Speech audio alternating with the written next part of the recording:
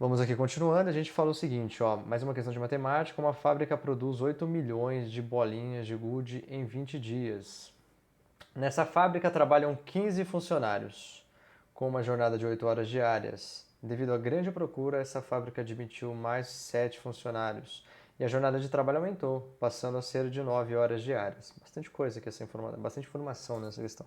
Nessas condições, o número de bolinhas produzidas em milhões em 5 dias será igual a. Então vamos usar as variáveis. Trata-se de um problema de quê? Primeira coisa que a gente precisa identificar é um problema de regra de três composta, é o R3C, né? Regra de três composta, que a gente viu no nosso curso a exaustão. Então a gente tem algumas variáveis aqui. A primeira variável que eu queria colocar com vocês é a quantidade de funcionários, né? Então, nessa fábrica trabalham 15 funcionários. Então, inicialmente a gente tinha 15 funcionários.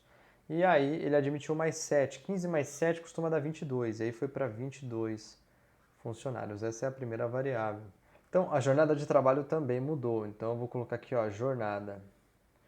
A jornada, quando se tinha 15 funcionários, era uma jornada de 8 horas diárias. Tá vendo a importância de grifar os valores para a gente ir achando, né? Então, era 8 horas e foi para 9 horas. Eu estou montando o sistema da regra de 3 composta, tá bom? Beleza, essa é mais uma variável. A gente tem também, o que mais a gente tem?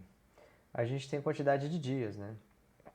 Quantidade de dias. Então, inicialmente, se trabalhava aqui em algum lugar aqui, ó, em 20 dias. Se produzia uma dada quantidade em 20 dias, então tinha 20 dias. E ele perguntando nessas condições, o número de bolinhas produzidas em milhões em 5 dias, ó, vai passar a 5 dias. Então, veja que é um monte de variável, é uma da regra de 3 bem composta mesmo, né?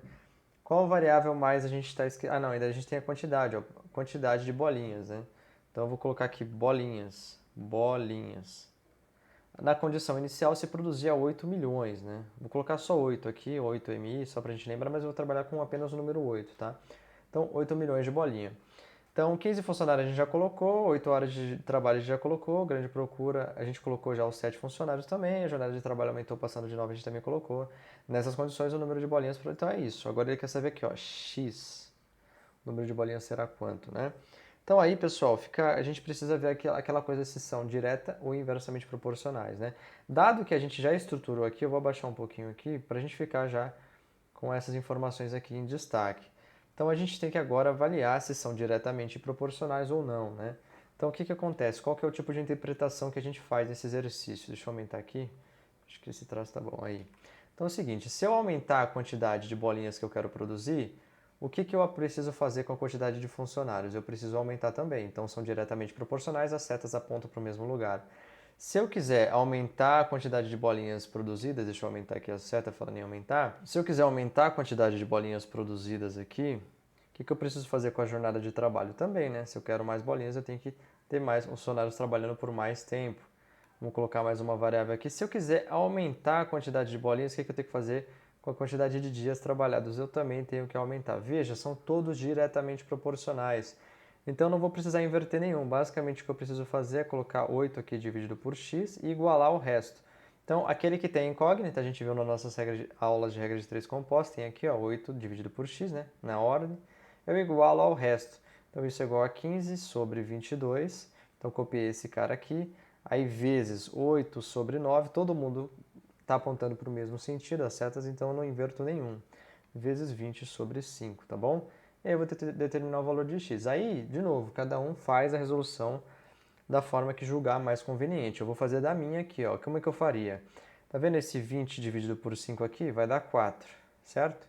Consegui fazer essa simplificação. Outra simplificação que eu conseguiria fazer é simplificar esse 8, aqui sobraria 1, com esse outro 8 aqui, beleza? Estamos indo bem, tá já ficando bacana. O que mais eu consigo fazer?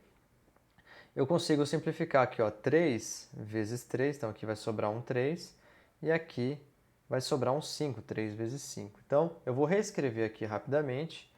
Ali eu fiquei com 1 dividido por x, isso é igual a 5 vezes 4, né? Então eu tenho esse 5 aqui em verde, esse 4 em vermelho, e embaixo sobrou 22 vezes 3. Aí o que eu faço aqui? Eu multiplico em cruz, né? Então eu fico com 22 vezes 3 é igual, 5 vezes 4 vai dar 20, 20x. Portanto, eu vou passar aqui, deixa eu ver para onde eu vou passar lá para cima. Então eu tenho que 20x é igual a 22 vezes 3, ou seja, x é igual Vai 22 vezes 3 dividido por 20. Aí eu consigo simplificar também, ó. Eu divido aqui por 2 vai dar 11. Eu divido aqui por 2 vai dar 10. 3 vezes 11 vai dar 33, dividido por 10 vai dar 3,3. Então, a quantidade de bolinhas produzidas nessas condições é 3,3, também conhecido aqui como letra D. Então, é uma questão de regra de 3 composta.